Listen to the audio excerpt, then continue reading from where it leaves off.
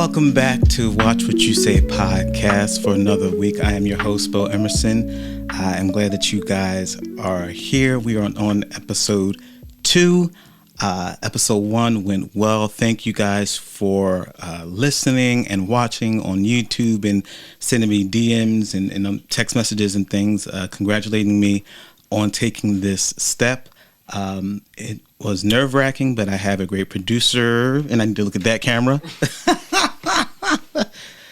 But I have a great producer, Mike Klein, who is helping me get this off the ground, and we are steering this thing and hope to really make a big difference with this podcast. So I'm so excited for all of the members of the Bowtie family and all the people who decide to come on this journey with us. This is not just my podcast. This is also your podcast.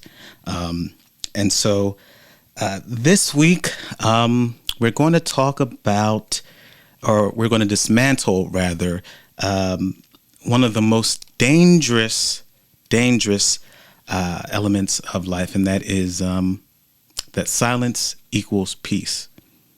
Silence equals peace. A lot of us seemingly have learned that keeping quiet was an example or a symbol of maturity. That's to be debated. But silence can be violence when it's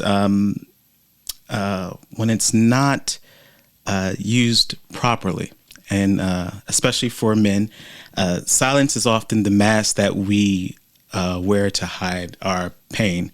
And hopefully today we can break that cycle, or begin to do the work that breaks that cycle. So we're going to talk about when silence becomes a survival tool. We don't just choose silence. We learn it. We inherit it.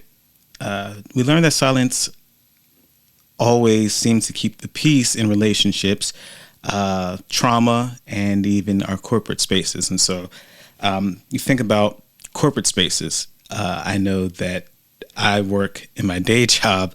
I have to deal with a lot of legal things, and sometimes they have meetings, and you kind of have to stay silent. You're not allowed to really voice your opinion. There's no suggestion box, and sometimes there's certain issues that go swept under the rug, and that tends to lead to people getting frustrated and probably going about things in the most unprofessional manner sometimes, instead of being able to voice their opinion or say what's wrong or say what they need to say at the time. In relationships, I know that, most of us at one point or another have gotten the silent treatment.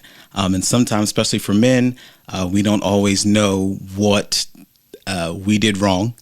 And when we do and we don't say anything, we still get in trouble because we're not inquiring as to how to resolve the situation. So when your girlfriend or partner or significant other is giving you the silent treatment, you know that something's up. And then kind of dealing with trauma, I know, I'm not going to say most of us, but a lot of us have had to deal with some sort of trauma in our childhood or even in our adult life, where we have had to kind of suppress or bottle down those events that happen, whether it's, domestic violence, trauma, anything like that. We've kind of had to kind of repress that and just kind of keep on going, especially for men, because it's seen as a sign of weakness. You can't tell, or it happened. You have to just process it and keep going, keep trucking through, because you're a man, you're a guy, and you don't have time to cry. Or if you told anybody what happened or what you went through, then you would be seen as weak, or that you liked certain things that happened to you, which is not necessarily the case. There are many human beings who have suffered trauma and have not told anyone. And so I want to stop right here and say, for anyone, man, woman, boy, or girl, who hears this or sees this video, you are not alone. If you haven't told anyone, find a counselor, a trusted friend, a pastor or a rabbi, someone that you can confide in to speak your truth and let them know that you don't have to go into details necessarily, but just to let them know that you suffered some type of traumatic event, and so to get it off of your shoulders and to kind of lift that burden off of you. So yeah, we have to learn that silence might be protection in the moment, but it can still destroy your future. And we're not here to destroy futures. We are here to have a better future. Our latter days will be our greater days. And so what I've learned is that because unspoken truth doesn't disappear, and kind of let that sink in. Unspoken truth doesn't disappear. And so sometimes, again, that will manifest in other ways like stress or anger or misplaced anger. And so it can also lead to resentment and confusion. And we don't want to do that. We want to be whole human beings. We want to do the shadow work to be better people. And now time to get a little bit personal. There was a time that I emotionally shut down someone I loved. I won't go into too much detail, but essentially every time that I wanted to speak, I'd hear my, I don't know if it was the devil on the shoulder or the angel on the shoulder or whatever, but I would hear, don't start something, they won't get it. And you know that if you say this, it's going to lead to that, and they're going to take it the wrong way, which is going to cause an argument. And then I'm not one that likes to, I'm a Leo, so me arguing, I will go low. And if they go lower, I go to hell. And so that's not always good for me to do. So I try to keep an even temper when it comes to situations, and sometimes that's why I stay silent. So in this particular situation, I stayed quiet, but that didn't make things get better.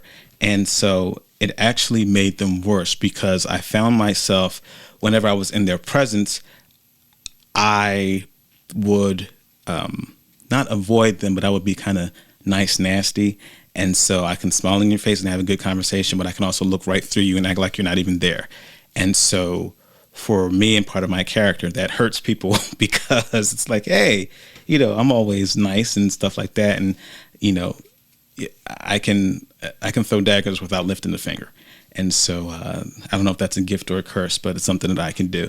But in that time, I felt unheard, even though I never gave them the chance to hear me. And so I would say that I'm getting better at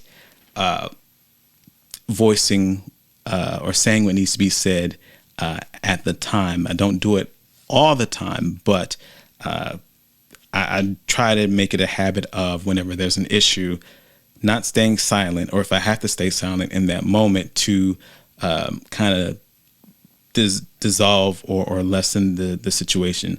I do, and then I come back at a later time and address the situation. But make it a habit of really, really saying what you need to say, and getting off your shoulders, so you're not walking around having an attitude or looking through people like they're not there. So you want to give people a chance to apologize, even if sometimes that apology may never come in certain situations. But we can do better. So we are in June. It's getting hot. And so, but aside from that, June is Men's Mental Health Awareness Month. And so I'm just going to read you something from the National Alliance on Mental Wellness. And so it says, Men's Health Month is June. There's often a strong focus on men's physical health, fitness, annual checkups, and heart health. But mental well-being is equally as important, because mental health is health. And just as the body needs care and attention, so does emotional and mental well-being. And yet, there is a silent crisis in men's mental health, one that too often goes unnoticed or unspoken. And tragically, men are nearly 4 times more likely to die than women, and underscoring the urgent need to break the silence and seek support. And so we're talking about breaking the stigma of silence. And so why do men stay quiet? Why do we stay quiet?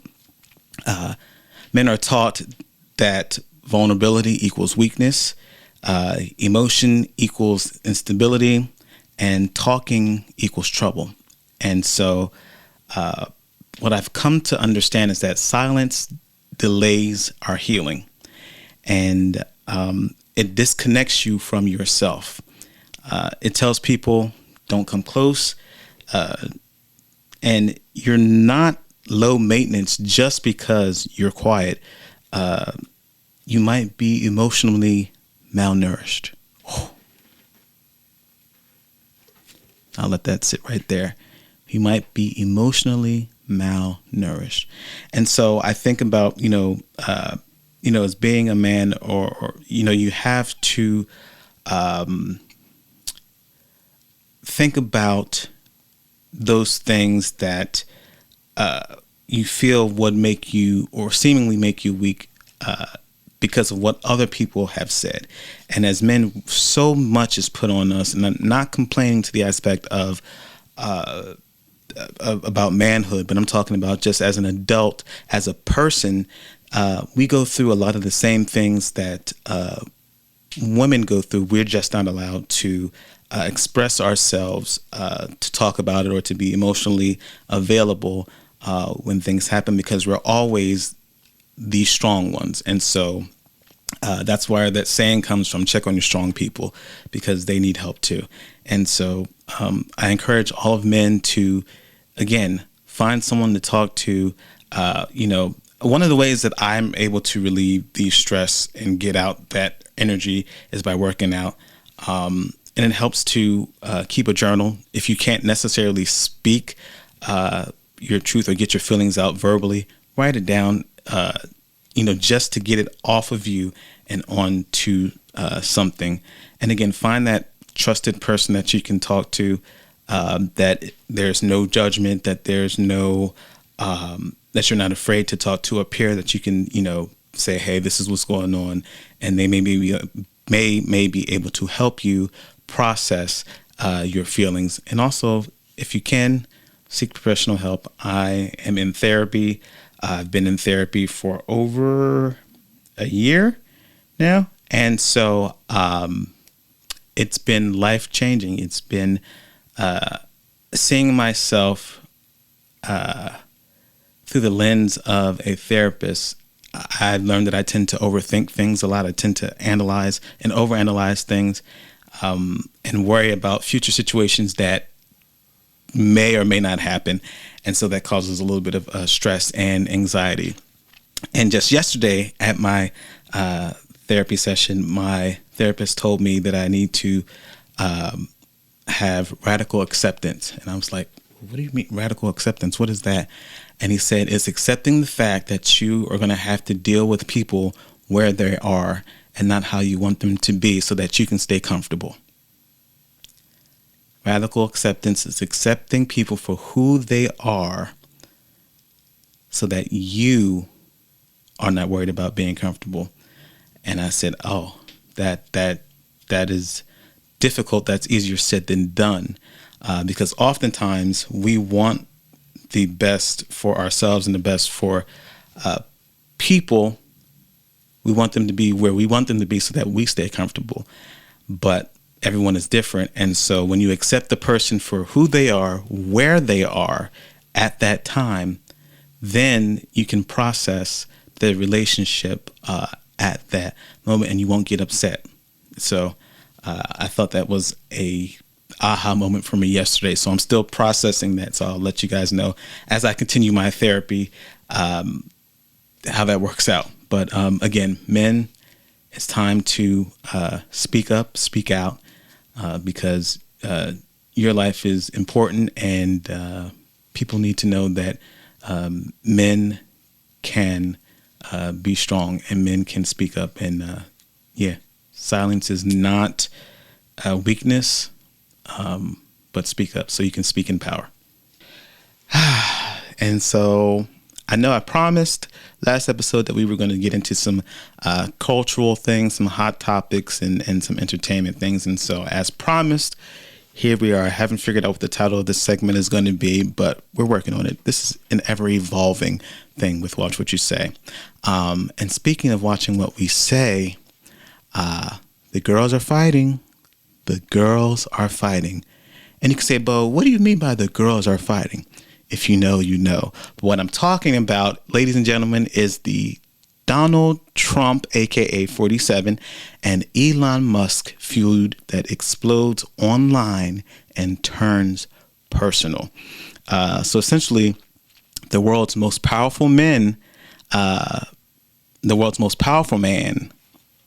and its richest man are throwing insults and threats at one another all over their social media platforms. So you have Elon Musk, who I'm going to say Twitter because it's always going to be Twitter to me, but it's X. Who calls it X? And then Donald Trump is on Truth Social. And so this sparked the disagreements over the big, beautiful bill. And so it's hilarious because I think it's something that whether you are a Democrat or independent or Republican, most would agree that you saw this coming. It was just really, really absurd at first when DOJ or Department of Government official, whatever it's called, it's stupid. But Elon Musk coming into this country and having his, I call them cronies, 19 to 25-year-olds get access to your information, our information, for no other reason than to have it to maybe sell to other governments. I'm not a conspiracy theorist, but, why do you need Americans' information? Anyway, having said that, you could tell that there were tensions brewing between Donald Trump and First Lady Musk because those are two big, massive egos. And I don't know if you remember, but there was a video clip where his son, I don't know his son's name. I know one of his sons has like a number like 03574. That's his name. And so I think the son whose name is the number, the serial number, when he told Trump, like, shh, you're not the president, that kids are very smart and kids are very perceptive and attuned to situations. And so he didn't just get that from anywhere. I'm sure that his father, Elon Musk, had said in his presence that something to the effect of him being the real person in charge. And so that's where you get that. But it's mighty funny how a lot of, fast forward, but a lot of these, this big, beautiful bill gets challenged in Congress, but gets through because the Congress and Senate, the Republicans hold the majority in both. But you find out that a lot of the people have not read the bill. Now, granted, they got it last minute. It was like 1,000 pages. But it's the duty of our elected officials on both sides to read through these bills and understand what's in them so that they can vote on them and, they can challenge things and go back and rewrite or edit the bills. And so them fighting on the social media platforms, while it is hilarious, Elon saying that, the reason why the Epstein files are not out is because Trump is on there. We knew that. There's video. There's Access Hollywood video, and he was talking about grabbing women by the, there's video of him, doing his little, We Are Family or YMCA dance with Epstein, and Epstein bending over with laughter, and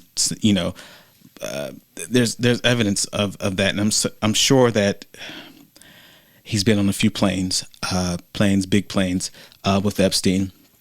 But having said that, the real thing to pay attention to was hearing Elon or seeing Elon say, "You would not have won the presidency without me."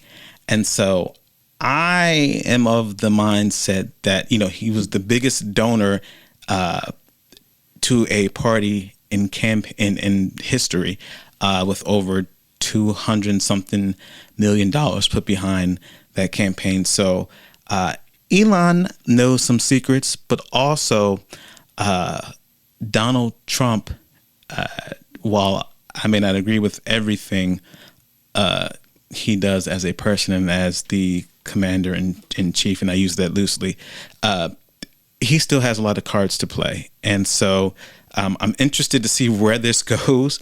But they are fighting, and some people think it's a publicity stunt, that it's kind of to distract us from something else that's going on. I'm not so sure. I think that Elon being told to leave, that his time was done at the White House, I think that and then there may be speculation of him being under the influence a lot while at the White House, while in his leadership at Doge. I think there's something to be said there, but it's going to be interesting again to see these two personalities clash. Money versus popularity and power, and who will win? Will they both self-destruct? I don't know. Yes, it is funny on the outside looking in. It would be hilarious if this was a skit from SNL, or the sequel to White House Down or Black Hawk Down or whatever, one of those political thriller movies. But it's not. This is real life. This is our. And my phone just went off. But this is our. This is our tax dollars. This is our livelihoods. These are, a lot of us are out here working our asses off day to day because we have to, because we have families. And some of us are working 2 and 3 jobs. And so we have a government and government officials who seem to just not take this serious. And so, again, pay attention. Don't just watch one news organization. Do your due diligence. Read the newspaper. I know that's a lost art form. If you don't get a tangible newspaper, there are great articles and things online, trusted sources. And again, just don't watch any one source. Be well-rounded individual when it comes to politics at the federal and the state level. But yeah, the girls are fighting, and so it's going to be interesting to see where this goes. So yeah, buckle up. And now, relearning the language of peace. Real peace sounds like I'm not okay, but I want to be. Can we revisit what happened later? That hurt me, and I need to name it. Peace is not the absence of noise. It is the presence of safety. Let me say that again. Peace is not the absence of noise. It is the preference of safety. And your voice isn't the enemy. It's the access point of your healing. And so your voice carries authority. Your voice, there's a spectrum of emotions that we have with our voice. And so our voices are so unique that sometimes people can tell just by you speaking when something is wrong. And so relearning that speaking your truth, that not staying silent, helps to lead to a peaceful resolve, even if it is, I hate to say this sometimes, but even if it's to agree to disagree, sometimes that's what it's going to be. And also accepting the fact that you will never get apologies for some things. And sometimes you will never apologize for some things because of ego. And sometimes you can just have a meeting of the minds and say, hey, you know what? It was what it was. And you just move on from that. So again, your voice is not the enemy. It is the throughway, the access point to your healing.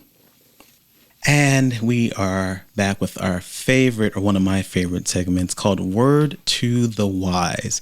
And so if your silence costs you clarity, it's too expensive. Say one thing out loud this week that you've been holding inside. And it doesn't have to be poetic, just true, just honest, just from the heart.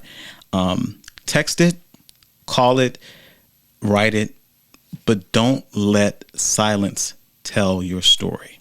And so what is one thing that I can say aloud this week that I've been holding inside?